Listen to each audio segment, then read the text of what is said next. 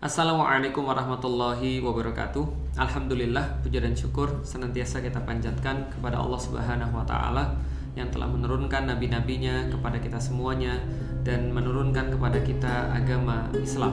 Dan dengan agama Islam itu kita mengetahui banyak hal-hal yang baik, bisa untuk melakukan hal-hal yang baik, dan dengan hal yang baik itu pula kita berharap akan berakhir di dalam kebaikan. Salat dan salam semoga tercurah dan terlimpahkan kepada baginda Nabi besar Muhammad sallallahu alaihi wasallam, kepada para sahabatnya, kepada para keluarganya, dan kepada siapapun yang mereka berniat untuk mengikuti langkah-langkah Rasulullah sallallahu alaihi wasallam dalam kesehariannya, dalam setiap aktivitas-aktivitasnya. Teman-teman sekalian, sebagaimana judul, insya Allah pada hari ini kita akan coba membahas satu hal yang mungkin agak sensitif, tapi tetap saja harus saya bahas karena kebanyakan orang-orang muslim juga seringkali salah paham atau informasinya tidak padu tentang yang namanya Yesus Kristus.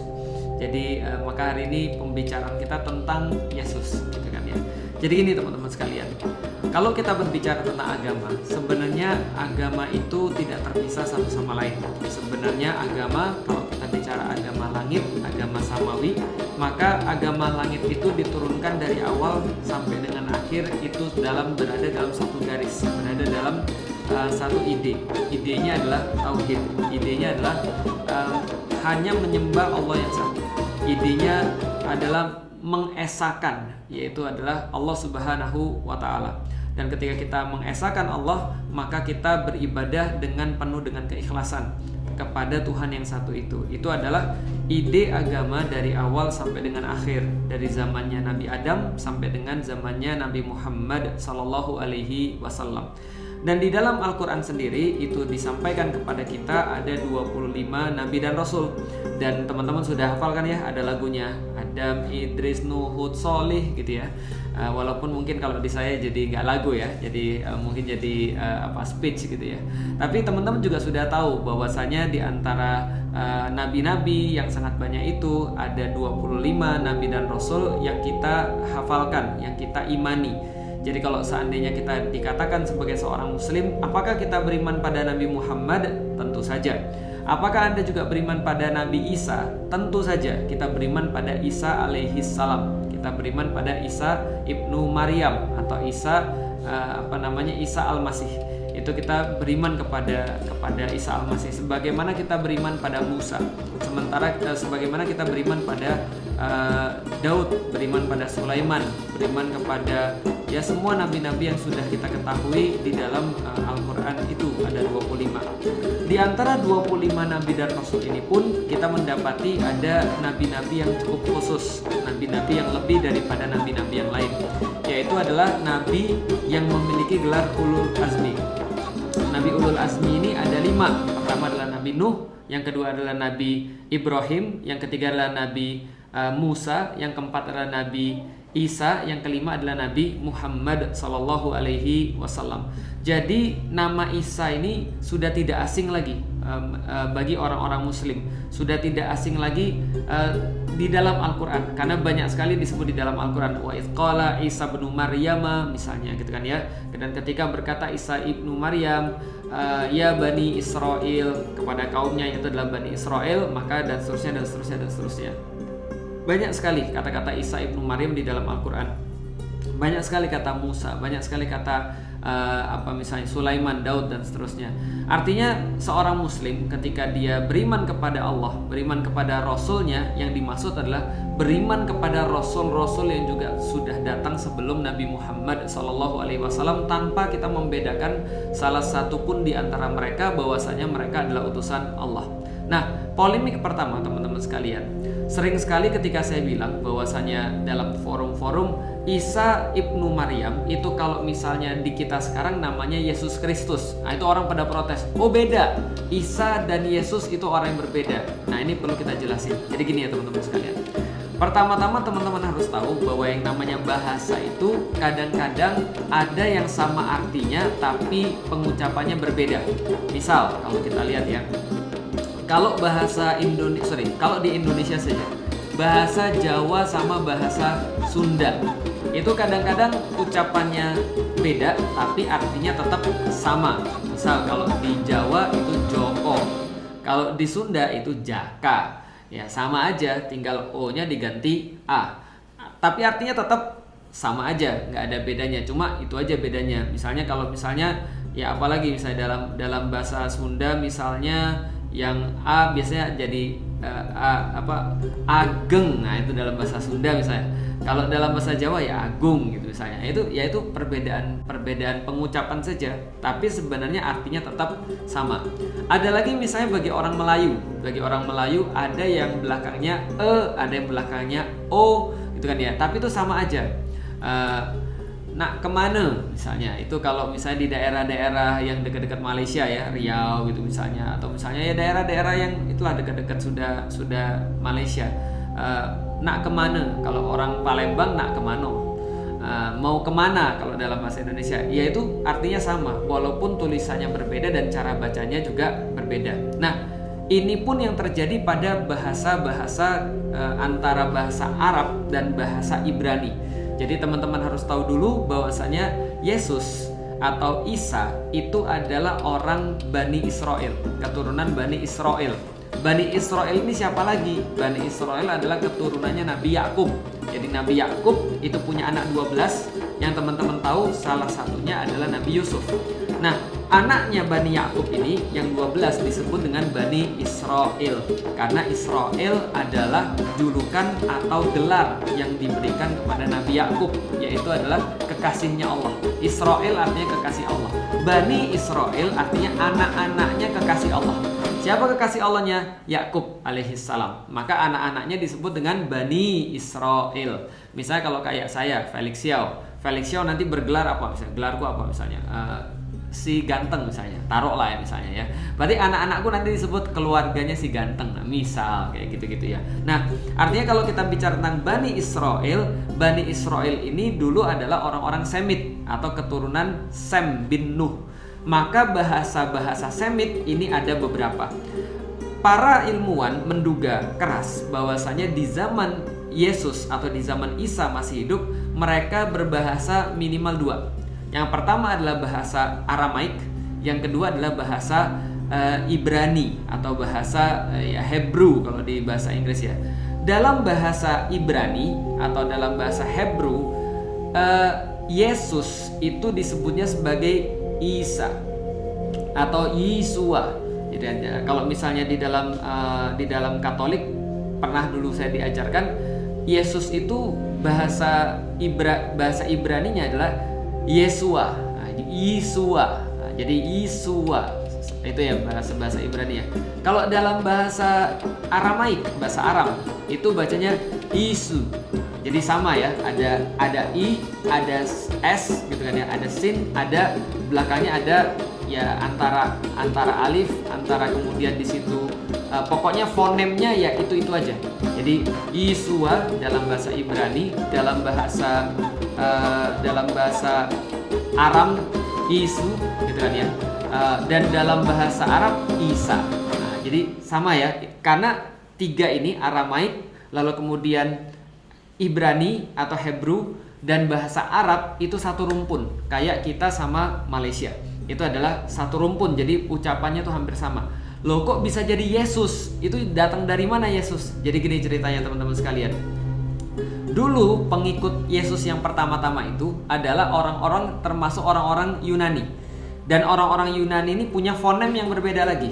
Maka ketika mereka mengikuti Yesus, lalu kemudian mereka itu nulis tentang perkataan-perkataan Yesus, makanya Alkitab yang tertua itu dalam bahasa Yunani, bukan bahasa aslinya Yesus, yaitu Aramaik atau Ibrani. Maka mereka menyebut Yesus itu adalah Yesus. Yesus gitu kan ya. Nah, IESUS, Yesus ya. Dalam penyebutan fonem mereka, lidah mereka jadinya Yesus. Dalam bahasa Inggris jadinya Jesus, gitu loh maksudnya. Jadi Jesus itu udah kita bahas ya berarti ya. Ini cuma perbedaan fonem aja, perbedaan pengucapan aja. Dalam bahasa Ibrani sekali lagi Yesua, dalam bahasa Aram itu adalah Isu atau Isa atau Iso gitu kan ya. Lalu kemudian dalam bahasa Arab Isa, dalam bahasa Yunani Yesus gitu kan. Nah, dalam bahasa Inggris Jesus. Nah, jadi itu ya. Jadi bedanya itu aja. Orangnya apa? Yang dibicarain ya orangnya itu aja. Yang dibicarain adalah orang yang sama, yaitu adalah Isa ibnu Maryam. Nah, mengenai kemudian Kristus, boleh nggak kita mengatakan Yesus Kristus? Atau misalnya Felix Xiao mengatakan saya beriman pada Yesus Kristus. Boleh, nggak ada masalah. Kenapa? Karena Kristos itu berasal dari bahasa Yunani. Kristos berasal dari bahasa Yunani, yaitu artinya adalah yang diurapi atau orang-orang yang diurapi. Yang ya diurapi itu apa ya? Diurapi itu kayak yang bahasa Inggrisnya the anointed one. Jadi yang diurapi, gitu kan ya. Itu adalah Kristos. Makanya kalau teman-teman pergi ke gereja, ya jangan ya. Maksudnya kalau teman-teman search di Google di gereja biasanya ada lambang di situ PX. Kan ya. Nanti coba teman-teman search ada lambang P terus ada X di belakangnya. Sebenarnya bukan PX, tapi bacanya adalah XP. Nah, jadi XP itu kalau XP bacanya dalam bahasa Yunani, X itu bacanya Chi, P itu bacanya Ro. Jadi kalau XP, Chi Ro bacanya adalah Christ. Artinya adalah Jesus Christ, dalam bahasa Inggris artinya adalah Yesus yang diurapi. Gitu kan ya. Dalam bahasa Yunani itu adalah Jesus Christ atau Yesus Christ, gitu kan ya. Itu adalah bahasa Yunani. Bagaimana dengan bahasa Ibrani? Nah, coba ya, dalam bahasa Ibrani, kalau bahasa Ibraninya Yesus itu kan Yeshua. Lalu kemudian Kristos yang diurapi dalam bahasa Ibrani, bahasa aslinya Yesus dulu, Ibrani dan Aramaik. Ibraninya bahasanya adalah apa? Bahasanya Al-Masih. Gitu ya, Al-Masiyah. Jadi Yeshua Al-Masiyah. Itu dalam bahasa Ibrani. Dalam bahasa Aram itu juga hampir sama. Masih, gitu kan ya. Jadi Al-Masih. Jadi Isu Al-Masih. Nah, itu sama. Dalam bahasa Arab Isa Al-Masih. Nah, sama ya jadi ya. Jadi artinya ya kita berbicara tentang orang yang sama, cuma bahasanya berbeda aja. Makanya kalau orang-orang barat menyebut Jesus Christ itu diambil dari bahasa Yunani. Kalau kita menyebutnya Isa Al-Masih, yaitu diambil dari bahasa Arab. Kalau dalam bahasa Ibrani Yeshua Al-Masiyah, gitu kan ya. Atau misalnya dalam bahasa Arab Isu Al-Masih, sama. Artinya ya itu adalah satu rumpun, beda-beda pengucapan aja, tapi kita berbicara tentang orang yang sama. Maka Moses dan Musa adalah sama. Maka Aaron dan Harun adalah sama. Maka Zakhari dan Zakaria itu sama. Maka John dan Yahya itu sama. Jadi kalau misalnya teman-teman tahu John Wick gitu kan ya, itu kalau misalnya di dalam bahasa Arab itu Yahya Wick gitu kan ya. Jadi kira-kira gitulah. Itu bedanya cuma itu aja, cuma pengucapan aja. Sama kayak misalnya Muhammad di kita. Misalnya di Indonesia Muhammad nggak pakai double M, Muhammad itu adalah arti daripada Muhammad dalam bahasa Arab. Dalam bahasa Malaysia jadinya Mat gitu kan ya, atau Mamat. Dalam bahasa Turki jadinya Mehmet. Ya itu nggak ada masalah. Kenapa? Karena ya berasal daripada kata yang sama, cuma perbedaan cara pengucapan. Karena orang Cina tentunya lidahnya beda dengan orang-orang Jawa. Orang Jawa bedanya dengan lidahnya beda dengan orang-orang Eropa. Tapi intinya adalah kita berbicara tentang orang yang sama. Maka kita bicara tentang Ibrahim dalam bahasa Arab, yang di sono berbicara tentang Abraham. Kita berbicara tentang Maryam, di sana berbicara tentang Mary, gitu kan ya. Kita bicara tentang Yusuf, di sana bicara tentang Joseph. Ya sama, intinya adalah orang-orangnya sama. Kalau begitu bagian yang mana yang nggak boleh? Bagian yang tidak boleh di dalam Islam, karena Islam itu sebenarnya sama dengan agama-agama yang sebelumnya, agama-agama samawi. Maka ketika kita berbicara tentang orang tadi, orangnya sama. Yang nggak sama apa? Yang nggak sama tauhid. Kan sudah kita sampaikan bahwa ketika agama yang lain, misalnya ketika agama Nasrani misalnya, dalam perjalanan waktunya mereka akhirnya mengenal konsep Tritunggal Maha Kudus. Mereka mengenal konsep bahwa Tuhan itu adalah 3 bentuk yang ada dalam satu kesatuan. Satu kesatuan tapi ada dalam 3 kepribadian, 3 bentuk. Tritunggal Maha Kudus, bahwasanya Yesus itu 100% Tuhan dan 100% manusia. Gitu kan ya. Artinya ya itu akhirnya yang diyakini, tapi sebenarnya semua sama. Yang akhirnya dibantah oleh Islam adalah tadi bahwasanya lam yalid wa lam yulad, bahwasanya Allah itu, Tuhan itu tidak mempunyai anak dan tidak diperanakkan, tidak beranak dan tidak diperanakan. Itu aja konsep yang berbeda. maka konsep yang lain tetap sama. Maka apa yang kita nggak boleh? Yang kita nggak boleh contohnya misalnya, contoh ya, ini tahun berapa? Tahun 2023 Masehi. Boleh nggak kita menyebut 2023 Masehi? Boleh, karena 2023 Masehi itu artinya adalah 2023 tahun berlalu semenjak lahirnya Yesus atau Isa al-Masih. Makanya dikatakan tahun Masihi. Masihi itu adalah artinya tahun di mana Yesus itu lahir, Masiah. Gitu kan ya? Makanya kalau kita bicara tentang 2023 M Masihi, nggak ada masalah kita ambil. Kenapa? Itu cuma penanggalan aja. Yang nggak boleh ketika antum tulis 2023 AD, nah, itu nggak boleh. Kenapa nggak boleh tulis 2023 AD? Karena kalau misalnya kita cari singkatan daripada AD, AD itu berasal daripada singkatan Anno Domini, artinya adalah tahun Tuhan kita. Nah itu kita nggak pakai Anno Domini, nah, itu kita nggak pakai.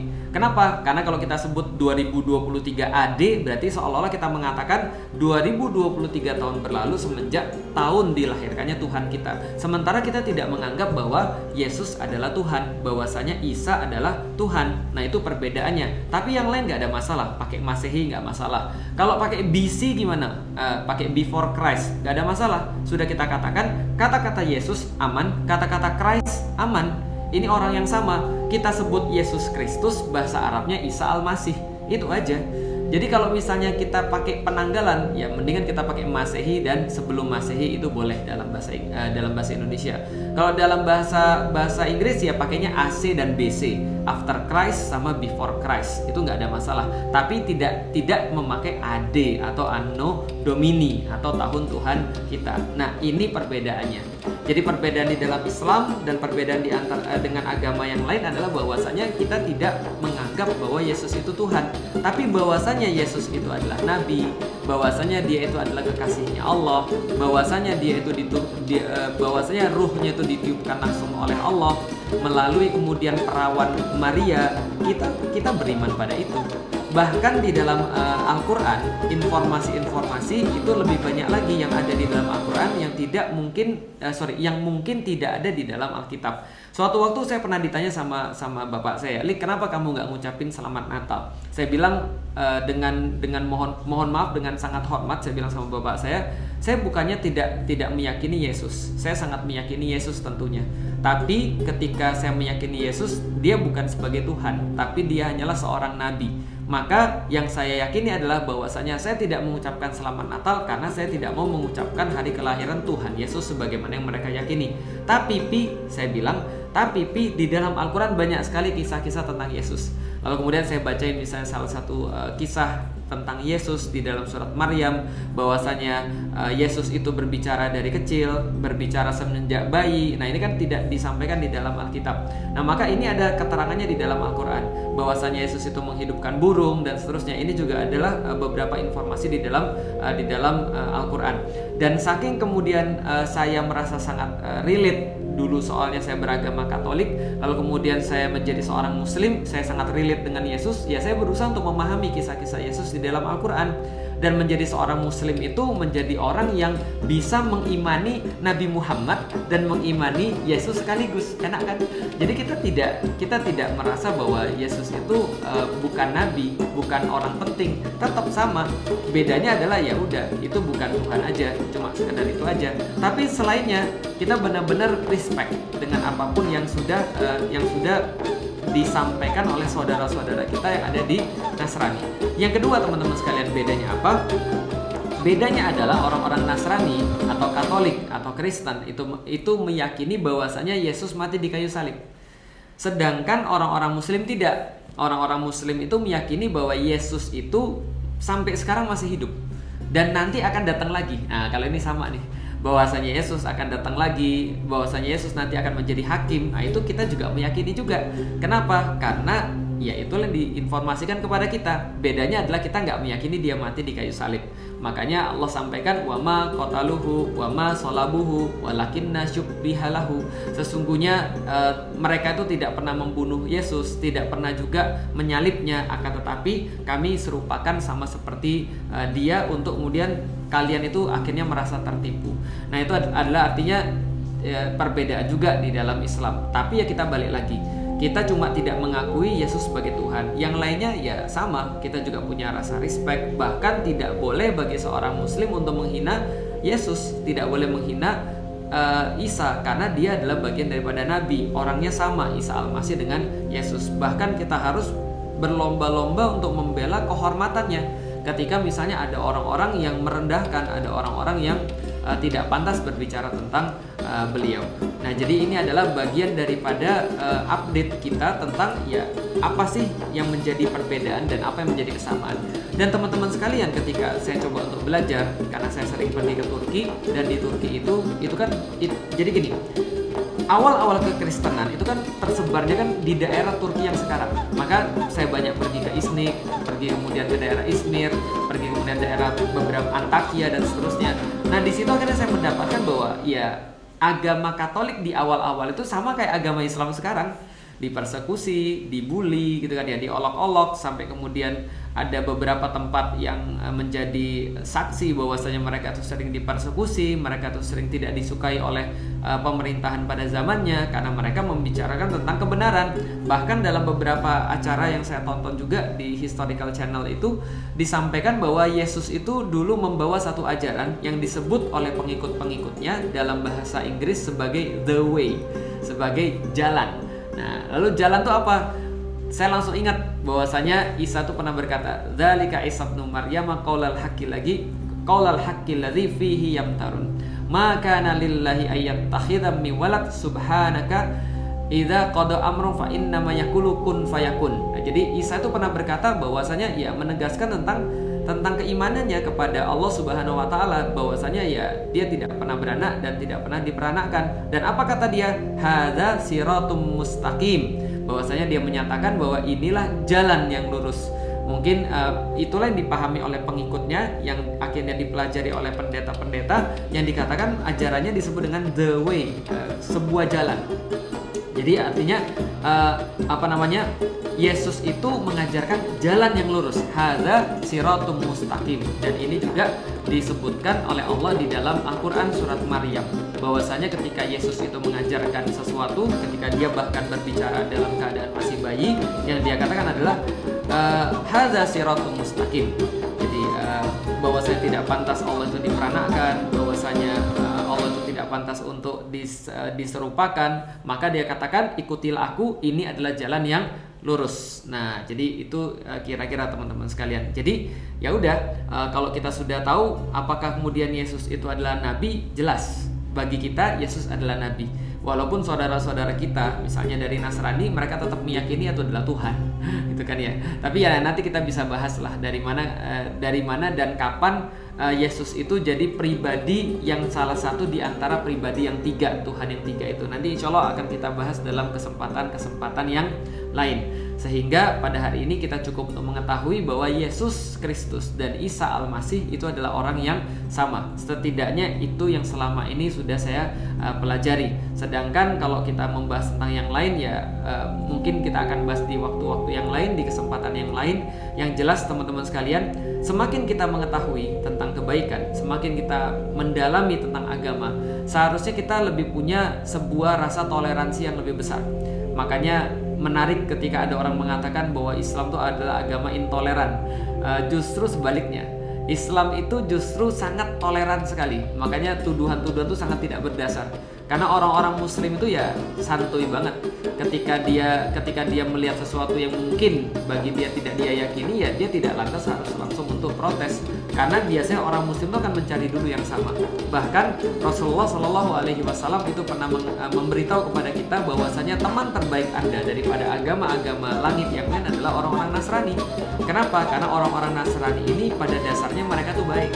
Mereka tuh pada dasarnya tuh mau untuk kebenaran. Mereka tuh mau untuk menjalani kebenaran. Cuman sayangnya bagi pandangan kita sekali lagi mereka tidak tahu. Tapi mereka sudah punya dasar yang baik. Beda dengan orang Yahudi. Orang Yahudi itu kata Rasulullah akan jadi musuh yang sangat keras memerangi kalian. Kenapa? Karena kalau orang Yahudi mereka dasarnya tuh nggak baik.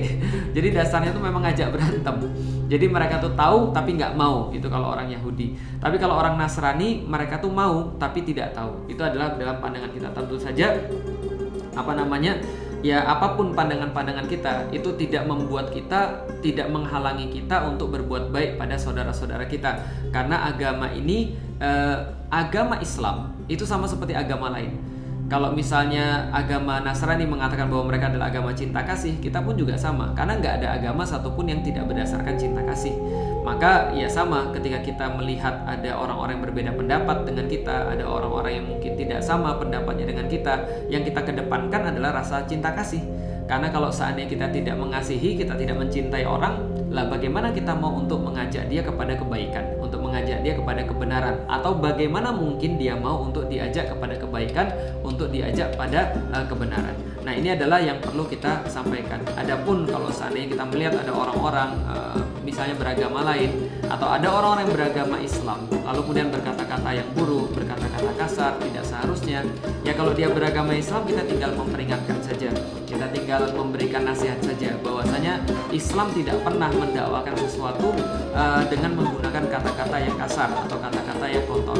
Dan kalau itu adalah agama yang lain, ya kita nggak bisa menasihati, tapi akhirnya kita bisa untuk membiarkan, kita bisa untuk tidak menanggapinya.